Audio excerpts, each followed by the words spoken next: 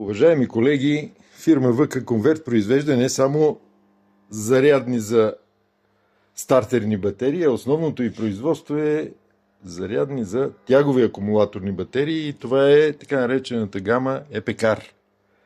Тя има много наименования до момента заради конкуренцията, но за сега името е това. Няма да ви занимавам с серийното производство, което е масово за оловни батерии. В случая ще обсъдим едно зарядно устройство за литий-ионни батерии. По-скоро литий- и железофосфатни батерии за електромобили, които са всъщност подчистачни машини с доста голяма батерия, общо над 400 ампер часа. И затова, понеже батериите са две, в случая имаме две устройства, които ще работят всяко за всяка от батериите. Такъв е случаят. Нашата батерията, за която е предназначено устройството, е 72 волтова. Ние ще имитираме с подобна батерия тяговата батерия, наистина с по-малък капацитет.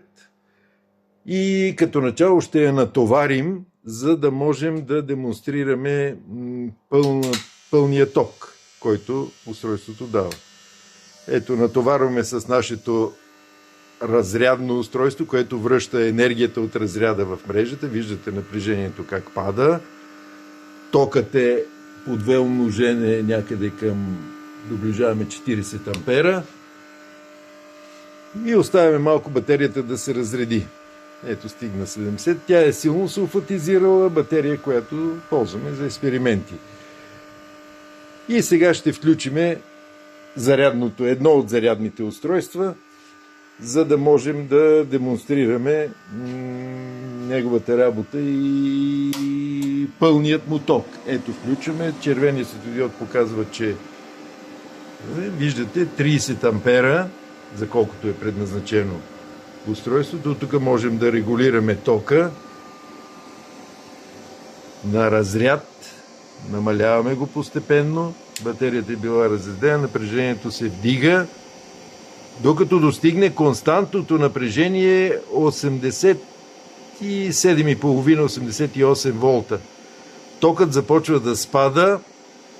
Това напрежение е 3,65 волта на клетка, но поради спада в проводниците не е точно 88, малко по-малко. С спадането на тока напрежението ще се дига и зарядната характеристика за литий-ионните батерии е по-проста от зарядната характеристика на оловните батерии. Тя е ИУ. В случая вече сме стигнали диапазона на понижаване на тока, при който считаме, че батерията е на 80% заредена. Пак казвам, ние имитираме с 150 ампер-часова батерия и то сулфатизирало. И виждате, токът спада, напрежението се качва и така може да остане в този режим до пълното изравняващо зареждане. Ние има вече индикация, че батерията е заредена. За разлика от зарядните за оловни и акумулаторни батерии, където напрежението се пременя по доста по-сложна характеристика, която ще разгледаме следващия път. За сега толкова, нали, направило го е хубаво, затова се усмихва така добре. Тези устройства ще бъдат монтирани на самата машина и за това имат едно голямо предимство, че те не консумират от акумулаторната батерия ток, докато мрежата не е включена. Ето виждате, токът от акумулаторната батерия е 0. И остава да свети един светодиод, който показва, че имаме акумулаторна батерия включена, защото примерно около Нова година по празници машината като не се кара и не се чистат улиците през зимата, да като има сняг, защото е подочистачна машина, улична, батерията би се разредила и ще почне да сулфатизира. Затова в случая сме сложили и такава защита, да няма консумация от нея. Това е. Следва за оловни батерии, където характеристиката е доста по-сложна и ще отделиме доста повече време. А тази гама покрива всички видове акумулаторни батерии в диапазона от 150 до 350 ампер часа, може и по-големи, но по-бавен е заряда. Тук времето за заряд е от порядъка на 4 до 12 часа, в зависимост от капацитета. Бъдете здрави!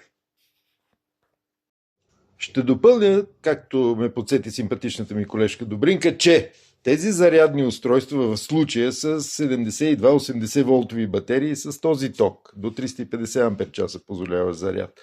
А ако напрежението е 48, 24, 36 волта или надолу 12 волтова батерия, там амперчасовете могат да бъдат до 640, т.е. токът е двойно по-голям и обхващаме всъщност целият диапазон от масови батерии с тези импулсни високочастотни зарядни устройства, които тежат 5-6 кг. Тоест, това е едно голямо предимство за тях. Имат удобство при транспорт и са мобилни, могат да се поставят на машините. Но за това по-нататък.